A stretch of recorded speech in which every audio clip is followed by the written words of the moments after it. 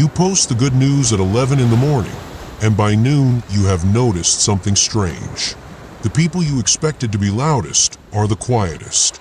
A like here, a thumbs up there, nothing more.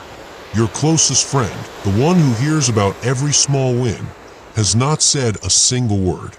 You tell yourself it is nothing, a busy day, a missed notification. But somewhere underneath, you already know. The silence is not random, is a response. There is someone who understood this more deeply than anyone. His name was Friedrich Nietzsche.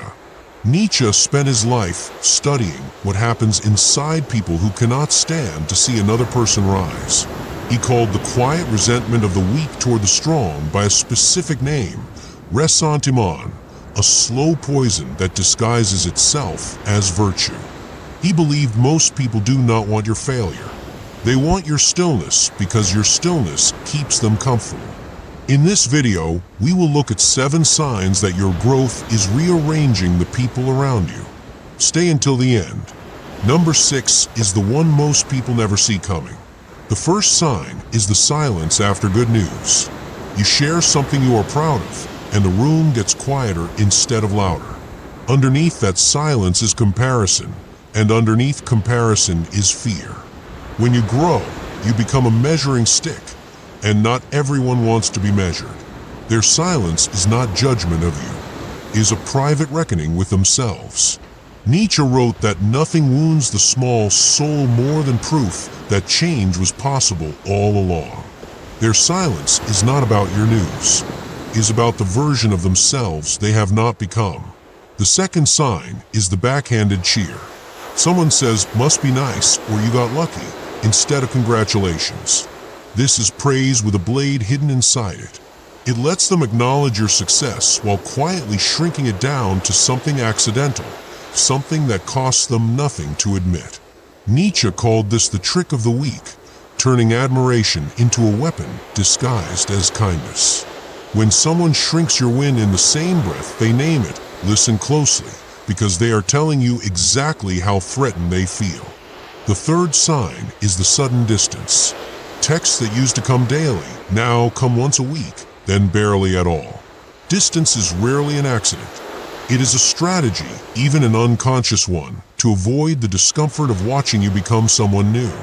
Nietzsche believed most people fear transformation in others because it reminds them transformation is also possible in themselves, and they are not ready to pay that price. The distance is not punishment. It is self-protection, dressed up as a busy schedule. The fourth sign is the new audience for your flaws. People who once overlooked your mistakes now mention them constantly. This is projection at work.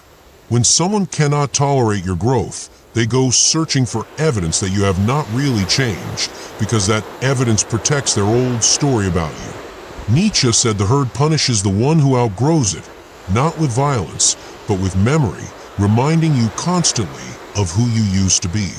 They are not cataloging your flaws. They are trying to drag you back into a size they can manage. The fifth sign is the comparison trap, where every conversation quietly turns into a contest. You mention something good, and somehow the conversation pivots back to their accomplishments, their pain, their timeline. This is not malice. It is anxiety wearing the mask of conversation, an attempt to restore balance to a friendship that suddenly feels uneven.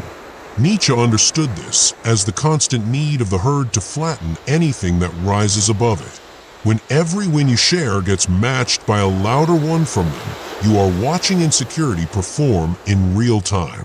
The sixth sign, the one nobody warns you about, is betrayal from the person you defended the loudest.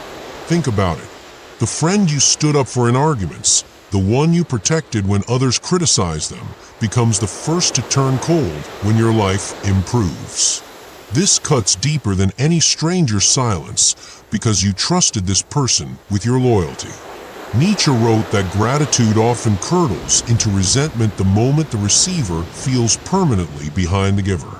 Your defense of them once made you their equal. Your growth now makes you, in their eyes, something else entirely. The seventh sign is the new rules of the relationship, unspoken but absolute. Suddenly, there are subjects you cannot bring up, achievements you must downplay, an entire version of yourself you must edit to keep the peace. Here is the truth. You are not imagining new rules. You are watching someone renegotiate the relationship to make your growth bearable for them. Nietzsche believed the surest sign of a person's smallness is how much they demand others shrink to remain near them. When a friendship asks you to dim yourself to stay welcome, that is not closeness. That is containment. So why do people do this? Not because they hate you, but because your growth holds up a mirror they did not ask to look into. Every step you take forward becomes a quiet question aimed at their own life, a question they have not answered. Their distance, their jokes, their sudden memory of your worst moments, none of it is really about you. It is about the gap between who they are and who they suspected they could be. And that changes everything because it means their withdrawal was never a verdict on your worth. It was a confession of their own stillness. Nietzsche would tell you this.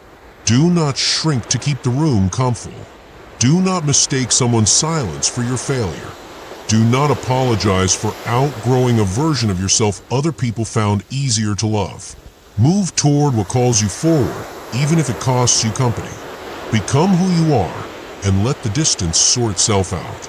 You go back to that morning, the good news, the silence that followed it. Only now you read it differently. The quiet was never proof that your news did not matter. It was proof that it mattered too much to the people who could not yet celebrate it. Here is the sentence to carry with you. The people who disappear when you grow were never your witnesses, they were your audience, and audiences leave when the performance no longer needs them. If this video named something you have been feeling, subscribe, because there is more where this came from.